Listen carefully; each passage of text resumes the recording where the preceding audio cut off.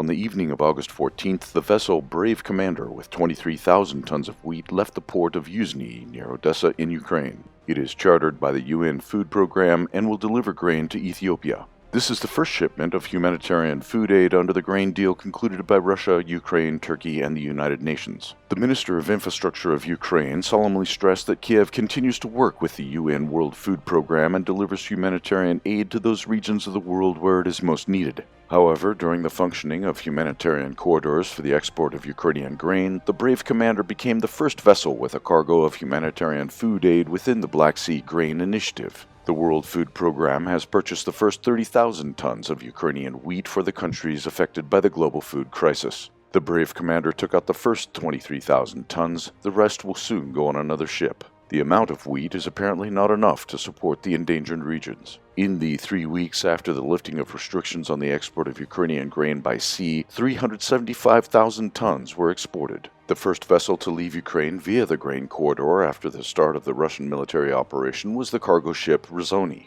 It was supposed to deliver 26,000 tons of corn to Lebanon, but the buyer refused to receive it due to the delayed delivery time. On August 14th, the ship reportedly approached the Syrian port of Tartus. Grain ships from unblocked ports of Ukraine were drawn not to starving countries in Africa, but to other regions of the world, mainly to Europe. European buyers reportedly got 217,000 tons. The statements of Kiev and its Western partners about the need to save the world from the food crisis turned out to be a lie. Humanitarian intentions quickly gave way to business interests. UN Secretary-General spokesman Stefan Dujarric threw up his hands, admitting that it was about commercial interests. The demand for grain crops has significantly increased in the European markets now due to a reduction in the harvest caused by both severe drought and a shortage of mineral fertilizers. Also, most of the Ukrainian grain is used for livestock feed. At the same time, Ukrainian farmers do not receive significant benefits from supplies to Europe. The Russian Foreign Intelligence Service reported that for 1 ton of barley, Ukrainian farmers receive only $30, which is almost 5 times cheaper than the cost of this grain.